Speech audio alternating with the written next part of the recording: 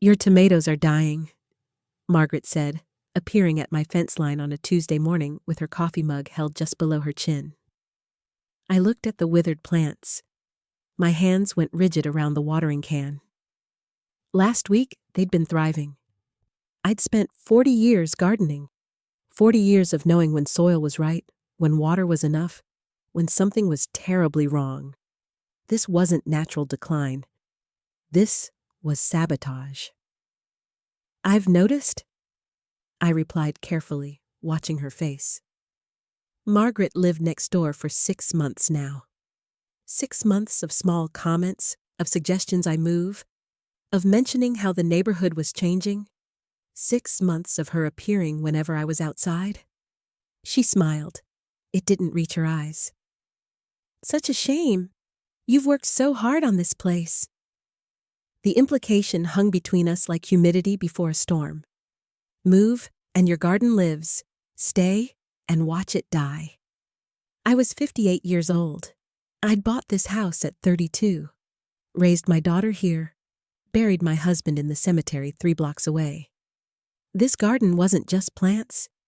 It was 30 years of memories, of roots deeper than soil. Every flower, every vegetable, every corner had a story.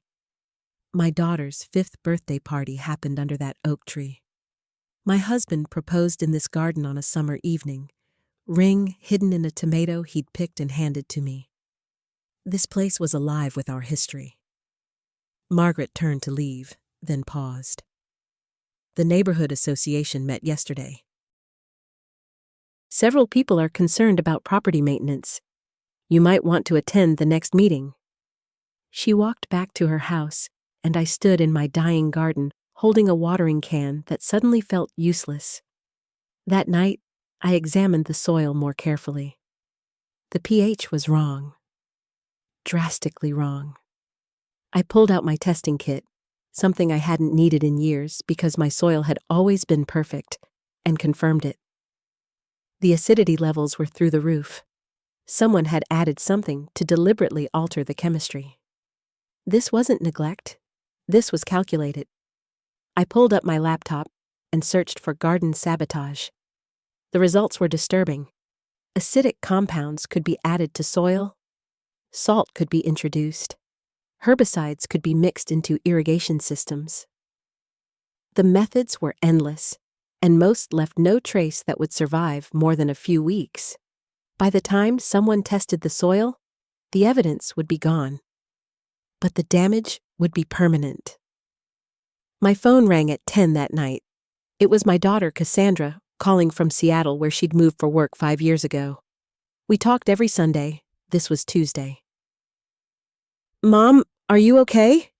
she asked immediately. "I'm fine. Why?" "I got a message on Facebook from someone in your neighborhood. They said there's concern about your property, that it's not being maintained. They asked if you were having health issues." My stomach clenched. Margaret was spreading word. She was building a narrative.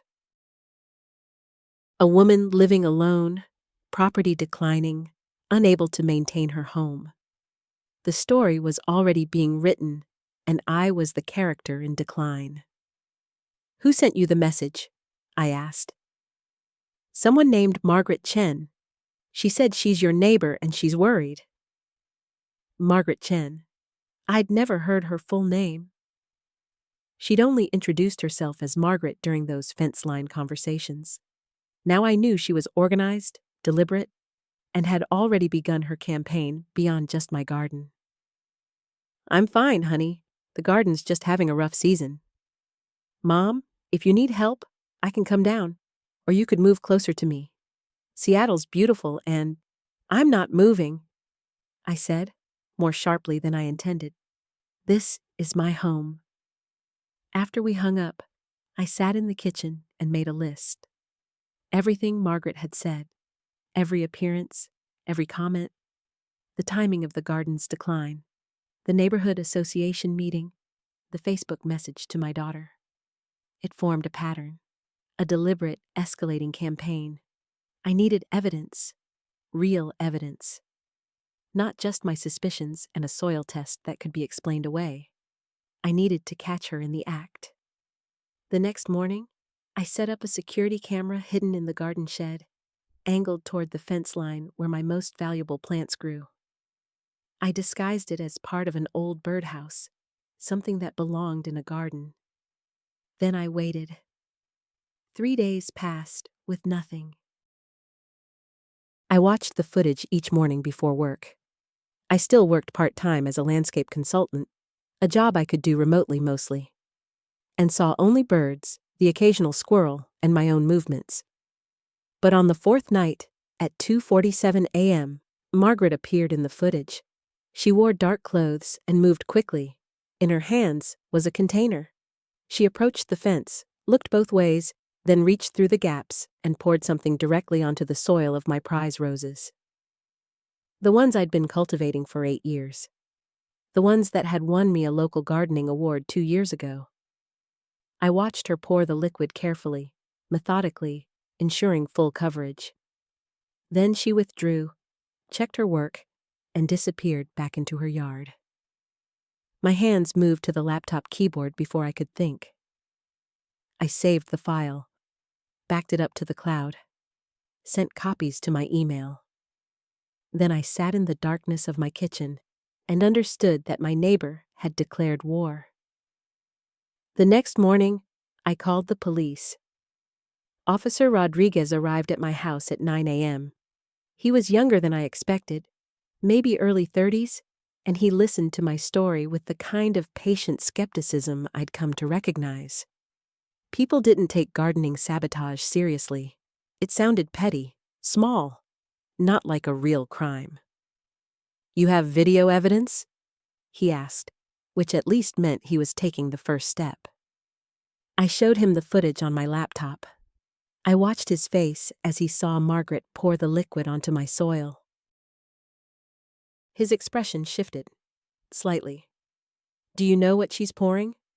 "I'm assuming some kind of herbicide or acidic compound. I had my soil tested after the first damage. The pH was completely altered." "Have you confronted her about this?"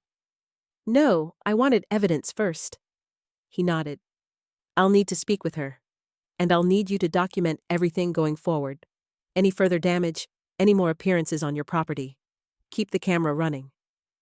After he left, I felt a strange mixture of relief and dread. I'd reported it. I'd done the right thing. But I also knew that accusing your neighbor of a crime, even with video evidence, created a situation with no going back. Either this would end with Margaret stopping, or it would escalate into something worse. She stopped for 2 weeks. I watched the footage obsessively. Nothing. No appearances. No tampering. The plants I'd replanted seemed to be recovering. Maybe Officer Rodriguez's conversation with her had worked. Maybe she'd realized she'd been caught and would move on to some other way of forcing me out. Then one morning, I woke to find my entire front garden covered in salt. Not just scattered. Distributed evenly across every bed, every plant, every inch of soil. It must have taken her hours. And it must have happened sometime between midnight and 4 a.m. when I was asleep and the camera had a gap in its recording. A gap that required me to manually restart it each night. A gap I'd stupidly forgotten to manage the night before. I stood in my front yard in my bathrobe, staring at the devastation. The salt had already begun its work. Plants were wilting. Leaves were turning brown. The damage would be extensive. My phone was in my hand before I finished processing what I was seeing. Officer Rodriguez's number was still in my recent calls. "She did it again," I told him when he answered. "More damage. Worse this time." "I'm coming over," he said, but between his arrival and that moment, something shifted in me. I was no longer just defending my garden. I was now engaged in a documented conflict with my neighbor. This was no longer about plants. It was about territory, about power, about who would break first. I spent the next week documenting everything. I photographed the salt damage. I took soil samples. I reviewed all the footage, creating a timeline of every incident. I even hired a soil specialist to come test my property and provide an official report. The findings were clear. Deliberate contamination with multiple substances, including sodium chloride, acidic compounds, and what appeared to be commercial herbicide. The specialist, a woman named Dr. Patricia Okonkwo, sat in my kitchen and delivered her findings with the gravity of a medical diagnosis. "This is absolutely intentional," she said, her pen tapping against her clipboard. "The distribution pattern, the combination of substances, the timing of applications. Someone has been systematically destroying your soil chemistry. This would require knowledge and planning." "Can you write a formal report?" I asked. "I already have. I'll send it to you today. If you need it for legal purposes, I can testify." Legal purposes? The words hung in the air. I was moving toward a lawsuit, toward taking my neighbor to court.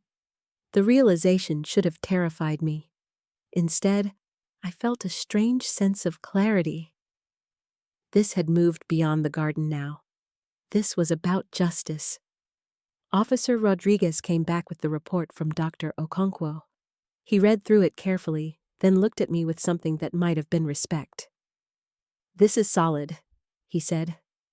"I'm going to file a report for property damage and potentially criminal mischief. You should also consider a restraining order and talking to a lawyer about civil damages." That afternoon, I called a lawyer. Her name was Valerie Huang, and she worked out of a small office downtown. When I explained the situation, she listened without interrupting, then asked one crucial question. "Why does she want you to move?" I hadn't actually asked myself that directly. I'd been so focused on defending my garden, on gathering evidence, on proving the sabotage, that I hadn't investigated her motivation. "I don't know," I admitted. "Find out," Valerie said. "Motive matters. It proves intent. It strengthens our case." That night, I did something I should have done weeks ago. I researched Margaret Chen. What I found made my breath catch. Margaret didn't just live next door. She owned the property next door. And according to property records, she'd recently applied for a permit to develop her land into a duplex. A duplex that would require access to my property line. A duplex that would be worth significantly more if she could also acquire my land, combining the lots into one larger development opportunity. My house wasn't just in her way. My house was worth money to her. Lots of money.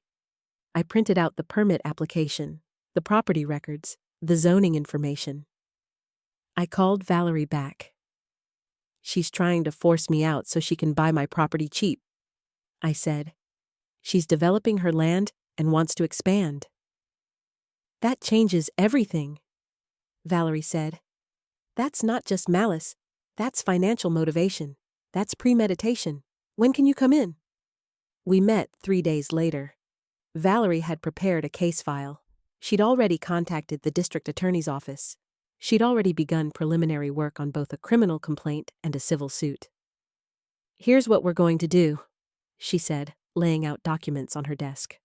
"First, we file a police report formally charging her with criminal mischief and property damage. Second, we file for a restraining order preventing her from coming within 50 feet of your property. Third, we file a civil suit for damages to your garden and emotional distress. And fourth, we send her a cease and desist letter, making clear that any further contact or interference will result in immediate legal action." "Will she stop?" I asked. "Probably not immediately," Valerie said honestly. "People like this often escalate when confronted with consequences. But legally, once she violates the restraining order or continues the damage, we have her, and the financial penalty becomes significant." The restraining order hearing was scheduled for 2 weeks out. In that time, I lived in a state of hypervigilance. I checked the camera footage constantly, I inspected my garden every morning and evening. I barely slept. My daughter called repeatedly, worried about the stress I was under, offering again to help me move, to come stay with me, to do anything to make this easier. "I'm not leaving," I told her each time. "She doesn't get to win." But internally, I was terrified. What if Margaret escalated? What if she did something that couldn't be undone? What if this entire legal process was just going to drag out, costing me money and peace of mind, while she continued to destroy everything I'd built? The night before the restraining order hearing, I couldn't sleep. I sat in my kitchen at 3 a.m. with coffee in my laptop, reviewing the case file Valerie had prepared. The evidence was solid. The motive was clear. The timeline was documented. But evidence and motive didn't stop someone from being angry. And Margaret Chen was clearly angry about something. Angry enough to spend hours poisoning my garden. Angry enough to involve the neighborhood association. Angry enough to escalate from subtle sabotage to overt destruction. I thought about what Valerie had said about escalation. People like this often escalated when confronted. What did that mean for me? What would Margaret do when she received the cease and desist letter? When she was served with the restraining order? The answer came at 4:15 a.m.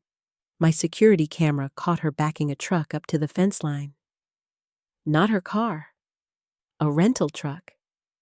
In the darkness, lit only by the truck's backup lights, I watched her pull out bags. Dozens of bags, and she began to pour them over the fence. Not just salt this time. Concrete mix. Dry concrete mix that would harden into a barrier, destroying the soil completely, making it impossible to plant anything in that section of my garden for years.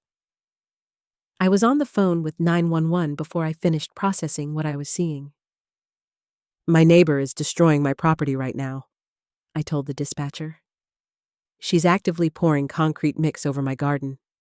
I have video. I have a restraining order hearing tomorrow. She's violating the terms." "Officers are being dispatched," the dispatcher said. "Stay inside. Do not confront her." I watched the footage on my laptop as the police cars pulled up. Margaret was still pouring when Officer Rodriguez approached her. She dropped the bag and raised her hands. Even through the camera's limited resolution, I could see her mouth moving, explaining, justifying, lying. But the evidence was right there on my property. Concrete mix, destruction, intent. Officer Rodriguez placed her in handcuffs. I watched my neighbor being arrested from my kitchen window, and I felt something I hadn't expected to feel. Profound sadness. Not for her, for what this had become. For the fact that my garden, my sanctuary, had become a battleground. For the fact that my neighbor's desperation, financial desperation it seemed, had driven her to this level of destruction. For the fact that neither of us would ever see that fence line the same way again. The next morning, the restraining order hearing was brief. Margaret's lawyer tried to argue that the concrete mix was an accident, that she'd been cleaning out a storage unit and made a mistake. But Officer Rodriguez testified about the previous incidents. Dr. Okonkwo's report was entered into evidence. The video footage was shown to the judge. The judge granted the restraining order. Margaret was ordered to stay 500 feet away from my property. She was ordered to pay for the damage assessment. She was ordered to cease all contact with me, directly or indirectly. And most importantly, she was ordered to restore my garden to its previous condition at her own expense. The criminal case proceeded from there. Margaret was charged with criminal mischief, property damage, and harassment. Her lawyer negotiated a plea deal. She pleaded guilty to property damage and agreed to pay restitution. The harassment charges were dropped. She received probation and was ordered to pay me $12,000 in damages. It should have felt like victory. Instead, It felt like the end of something that had never really begun as a normal neighborly relationship.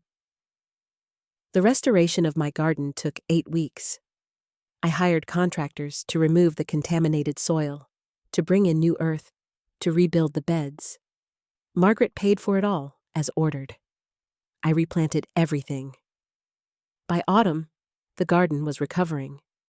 Not yet back to its former glory, but healing. I thought about what I'd learned through this process. I thought about how someone's financial desperation could drive them to destroy someone else's peace. I thought about how I'd been so focused on defending my property that I'd never stopped to understand what had driven Margaret to such extremes. I thought about how the legal system had protected me, but it hadn't solved the real problem. The real problem was that Margaret still lived next door. I consulted with Valerie about my options. I could sell, she said. I could move. I could stay and maintain the restraining order. Each option had consequences. But there was another option. One that Valerie suggested almost hesitantly, as if she wasn't sure I'd consider it. You could try to understand what she wanted, Valerie said. Not forgive, not reconcile, but understand. Sometimes people who do things like this are operating from a place of such desperation that they can't see any other way forward. I thought about that. I thought about Margaret's duplex development. I thought about the financial pressure that must have driven her to believe that forcing out her elderly neighbor was a reasonable solution. I thought about the fact that she'd failed, and now she was facing legal consequences, and her development plans were probably ruined. I didn't call Margaret. I didn't reach out. But I stopped thinking about her as purely evil. She was a person who'd made terrible choices. She'd paid a legal price, and now she had to live with the consequences, just as I had to live with the trauma of having my sanctuary violated. 6 months after the hearing, Margaret sold her property. A developer bought it, but not for the duplex Margaret had envisioned, for a small commercial space. Her grand plan had collapsed. She moved away on a gray November morning. I didn't watch her leave. I was in my garden, planting winter vegetables, when I noticed the moving truck in her driveway. By evening, she was gone. I never saw her again, but I never forgot her either. She'd taught me something about vigilance, about protecting what was mine, about standing firm when someone tried to take it from me. But she'd also taught me something darker.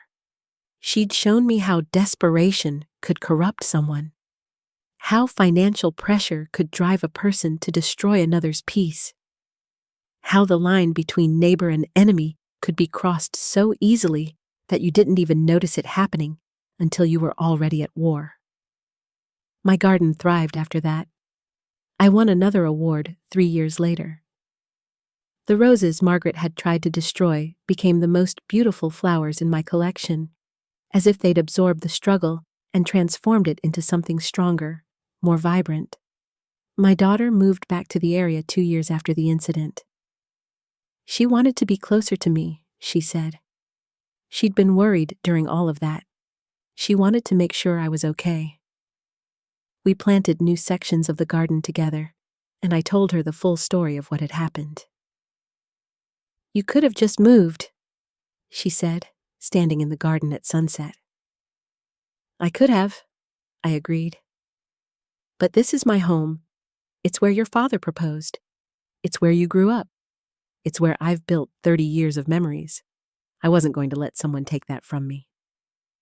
I'm proud of you, she said, and she meant it. Today, I'm 63. My garden is more beautiful than it's ever been. I've expanded it. I've added new sections. I've won 3 more awards. I've become something of a local expert on soil restoration and recovery from deliberate contamination. But more than that, I've learned that some battles are worth fighting. Some homes are worth defending. Some lines shouldn't be crossed, and when someone tries to cross them, you have the right and the responsibility to stand firm. The garden is not just plants. It's proof that you can survive someone's attempt to destroy you. It's evidence that resilience matters. It's a testament to the fact that your home, your peace, your sanctuary are worth protecting. If someone is trying to force you out of your own life, don't move. Document everything, get legal help, and stand your ground. Subscribe for the next chapter.